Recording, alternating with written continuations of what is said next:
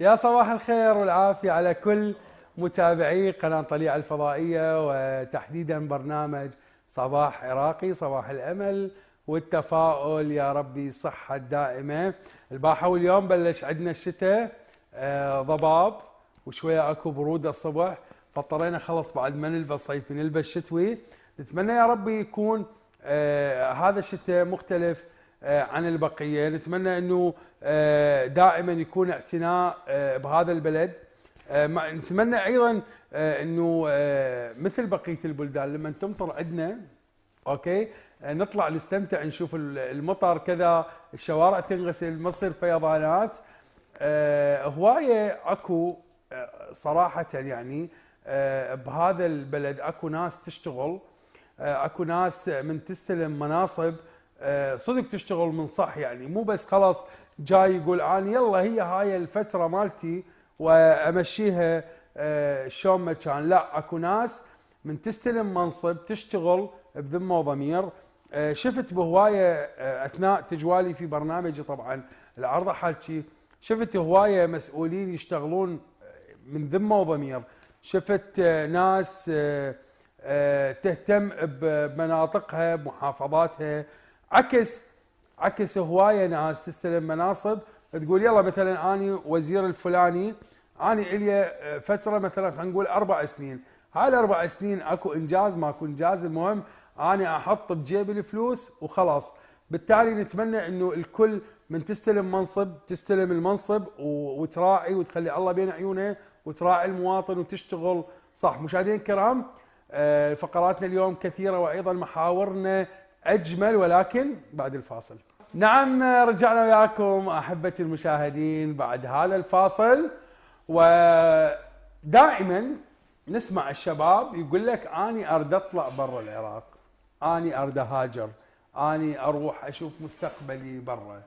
فموضوع جدا انتشر، هو موجود قديم وبالآونة الأخيرة انتشر أكثر. اليوم حيكونون ضيوفي طبعا الست بتول التميمي، باحث اجتماعي، وايضا دكتور انوار موسوي، باحث وفي شؤون الاسره. نورتنا دكتور، نورتينا بتول التميمي. اهلا وسهلا، صباح الخير والعافيه عليكم. عليك وعلى كل متابعيكم. شنو اخباركم اول شيء؟ والله الحمد لله ماشي الحال. شلون شفتوا الطريق الجو؟ والله صار 3 ايام ازدحام مو طبيعي، كارثه، قافل جدا قافل. ما اعرف شنو السبب يعني. اكو ضباب، بس اهلا وسهلا بالبرد والضباب. لا الظهر هي لحد المغرب، يعني البارحه طلعت المغرب ازدحامات. انت تعانين من الازدحامات وانوار فرحان بالبرد. تمام. فعلا مو انتم لا تنسون انه هواي اكو شركات تعطي سيارات بالاقساط حتى بدون مقدمه بدون كفيل. نعم. فاي اي واحد قام يقدر يشتري. وشوارعنا ضيقه يعني ما تتحمل هذا الضغط من السيارات فعلا. نعم. انفاق، يراد لنا جسور حتى شويه نحد من هاي. وايد نحكي بهذا الموضوع. ست بتول، بس المشكله انه ما حد مدى يسمع. هسه كنت تحكي بالموضوع، اي كنت تحكي اقول اللي يقعد على هذا الكرسي، كرسي المسؤول، لازم ينطي حقه، لازم يراعي. مو بس خلاص اني هاي الي فتره محدده وخلاص راح اطلع وخلاص اللي يجي بعدي يشتغل، فيصير تراكمات. فاكيد راح يصير عندنا هذا الازدحام، هذا الشوارع ما بيها خير. جميل. لا مجاري زينه. مثل ما نفكر بالغرامه ونشدد على العقوبه، نعم، لازم نفكر بتوسيع الشوارع وبناء مجسرات. مو انت لما تحكي المرور استاذ انوار راح يقولوا لك هذا مو شغلنا، هذا شغل المحافظه، هذا شغل التخطيط. هم اللي ياخذوها مال الطرق والجسور، وين تروح؟ ما الشوارع محفره، الشوارع تعبانه، يعني حتى السياره من تمشي بهاي الشوارع تتعب تتاذى. صح فعلا. زين، فهي الضرر على المواطن بكل الاحوال. فعلا. الاندثار بالشوارع او الخساره الكبيره اللي نخسرها بشوارع المحافظات، قسم منها تعرف سموها شوارع الموت وانت داعيت بها اكثر من مره. المفروض هاي لها اموال وتخصيصات، اكو ميزان بالطريق والحموله ما تتعدى كذا حسب حموله نوع السياره. اي نعم. احنا من نحاسب هالشكل مردودات وتخصيصات اموال، لازم نبني شوارعنا ونضيف تخطيط جديد. نرجع لموضوعنا المهم اللي هو نبدي ويا ست بتول. العراق اغنى بلد بالعالم كله بالمناسبه. نعم. والاوضاع عندنا الحمد لله تتحسن. ليش الشباب دا يفكرون بالهجره؟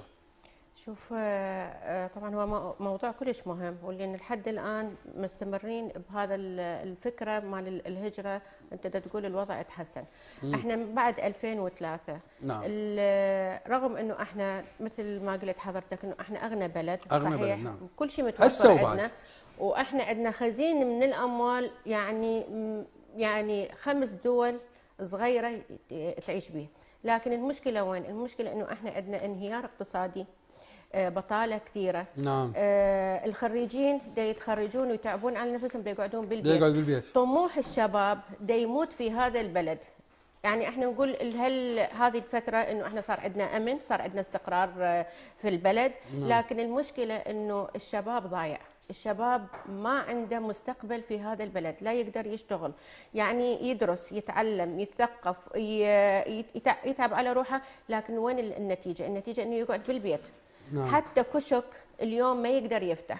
الحياة كلش غالية، الدولار، صرف الدولار اللي دا يصعد دا يأزم الوضع في البلد اقتصاديا. زين هذا شلون يقدر يعيش؟